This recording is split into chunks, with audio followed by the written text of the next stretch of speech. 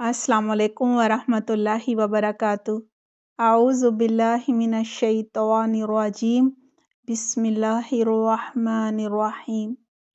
रब्बिश्रह ली सदरी वयस्सिर ली अमरी वहलुल उक़दतम मिन लिसानी यफ़क़हू क़ौली। रब्बि ज़िदनी इल्मा। अल्लाहुम्मा फ़क़िहना फ़िद्दीन। आमीन। प्यारे बच्चों, कैसे हैं आप सब? उम्मीद करती हूँ बिल्कुल खैरियत से होंगे। दुआ है अल्लाह सुब्हानहू तआला आप सबको अपनी हिफ्ज़ व मान में रखे, हर शर और हर फितने से बचा कर रखे। कुरान को समझना, इस पर अमल करना और इसे दूसरों तक पहुँचाना आपके लिए आसान फरमाए। अल्लाह सुब्हानहू तआला आपको अपने दीन के लिए चुन ले, आप सबसे राज़ी हो जाए। आमीन अल्लाहुम्मा आमीन। हमारी सूरतुल बकरा की आयत नंबर 50 है। पहले लफ्ज़ी तर्जुमा होगा और फिर इंशाल्लाह तफसीर करेंगे। लफ्ज़ी तर्जुमा।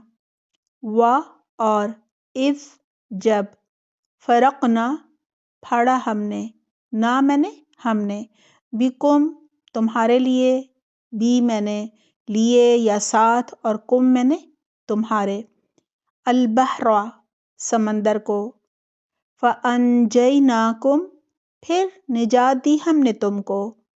कुम है ना बच्चों, याद हो गया होगा आपको, इसके मानी होते हैं तुमको या तुम्हारे। व और अग़रक़ना गरक कर दिया हमने, ना मैंने हम, आखिर में है ना गरक़ना, आल फ़िरऔन आले फ़िरऔन को, व और अंतुम तुम, तंज़ुरून तुम देख रहे थे। व इज़ फ़रक़ना बिकुमुल बहरा फ़अनजयनाकुम व अग़रक़ना आला फ़िरऔन व अंतुम तंज़ुरून। तर्जुमा है और याद करो जब हमने तुम्हारे लिए समंदर को फाड़ डाला था। चुनाचे हमने तुम सब को बचा लिया था और आले फ़िरऔन को गरक कर दिया था, हालांकि तुम ये सब नज़ारा देख रहे थे। इस आयत में अल्लाह सुब्हानहू तआला बनी इसराइल को अपना एक और एहसान याद दिला रहे हैं। व इज़ फ़रक़ना बिकुमुल बहर, और याद करो जब हमने तुम्हारे लिए समंदर को फाड़ डाला था। यानी समंदर के दोनों तरफ समंदर जो है ना वो पहाड़ों की तरह खड़ा हो गया था और दरमियान में रास्ता बन गया था।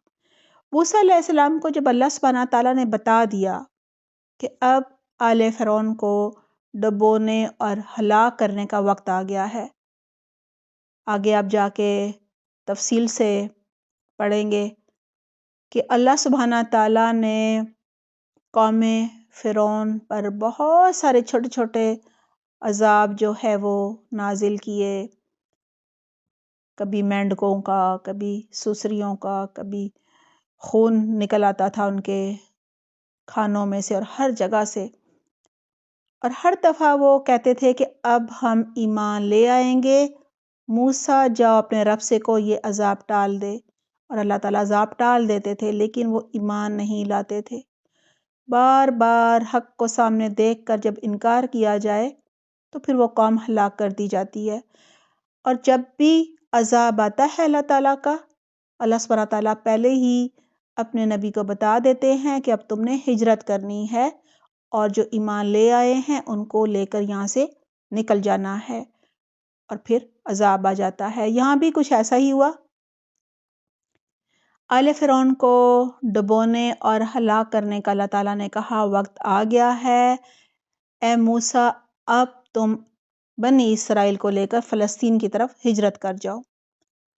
तो उन्होंने 10 मुहर्रम को, जिस दिन आले फ़िरऔन एक त्यौहार मना रहे थे, अपनी कौम को यानी बनी इसराइल को साथ लिया मूसा अलैहिस्सलाम ने और फ़लस्तीन की तरफ हिजरत शुरू कर दी। फ़िरऔन को जब बनी इसराइल की हिजरत की खबर मिली तो उसने 6 लाख फ़िरौनियों का लश्कर अपने साथ लिया, सबके सबको साथ ले लिया, और بنی اسرائیل کو ہلاک کرنے کے لیے ان کا پیچھا کرنے لگا یہ لشکر۔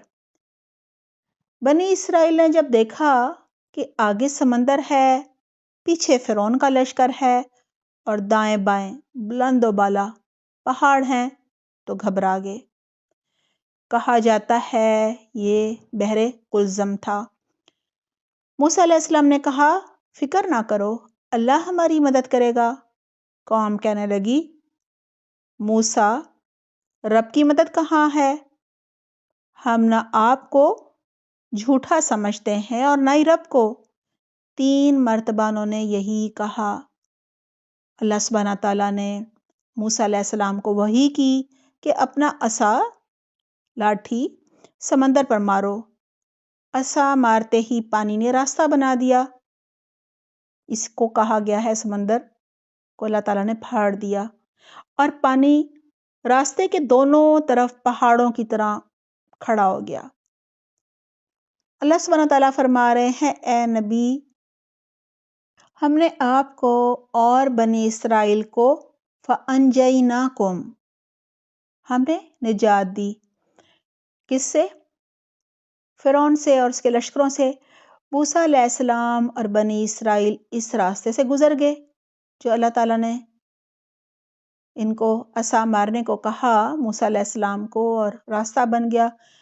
جب یہ گزر گئے تو ان کا پیچھا کرنے والا فرعون کا لشکر اور فرعون جو تھے وہ اس راستے پر چل پڑے۔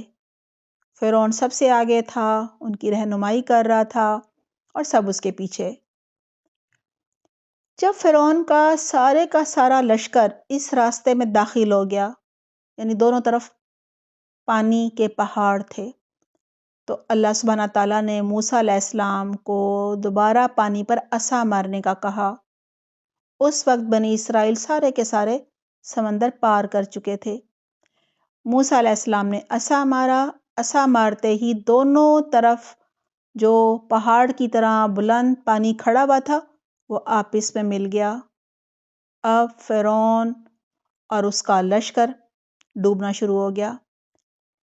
لہٰذا اللہ سبحانہ تعالیٰ فرما رہے ہیں وَأَغْرَقْنَا آلَ فِرْعَوْنَ وَأَنْتُمْ تَنظُرُونَ، اور ہم نے آل فرعون کو غرق کر دیا جبکہ تم، یعنی بنی اسرائیل سے کہا جا رہا ہے، تم ان کو دیکھ رہے تھے۔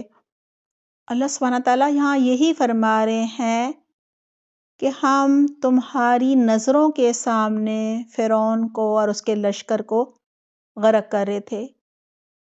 بنی اسرائیل بحر قلزم سے گزر چکے تھے اور دوسری جانب پہنچ کر وہ کھڑے ہو کر اپنی آنکھوں سے انہیں ڈوبتا ہوا دیکھ رہے تھے، اور پھر ان کے دیکھتے ہی دیکھتے سب ڈوب کر ہلاک ہو گئے۔ یہ سب کرنے والی ذات اللہ سبحانہ تعالیٰ کی تھی۔ اللہ سبحانہ تعالیٰ چاہتے تھے کہ یہ دشمن کو اپنی آنکھوں سے ڈوبتا ہوا دیکھیں تاکہ ان کے دل دشمن کے خوف سے بے خوف ہو جائیں اور ان کی بھڑاس بھی نکلے، کیونکہ ان کے بیٹوں کو انہوں نے ذبح کیا تھا۔ اور یہ اللہ سبحانہ تعالیٰ کے احسان کو بھی مانیں اور آئندہ اللہ کی بات کو بھی مانیں، یعنی اللہ کے حکم کی نافرمانی نہ کریں۔ لیکن بنی اسرائیل اللہ کے سب احسانوں کو فوراً ہی بھول گئے۔ اللہ سبحانہ تعالیٰ نے فرعون سے نجات دلائی اور انہوں نے سمندر پار کرنے کے بعد جب موسیٰ علیہ السلام ان کے لیے تورات کی تختیاں لینے گئے تو پیچھے سے بچڑے کو معبود بنا لیا۔ اب اگلی آیت میں اسی کا ذکر ہے۔ دعا ہے اللہ سبحانہ تعالیٰ ہم سب کو اپنی اطاعت کرنے والوں میں شامل فرما لے۔ آمین اللہم آمین۔ اپنا بہت خیال رکھیے گا۔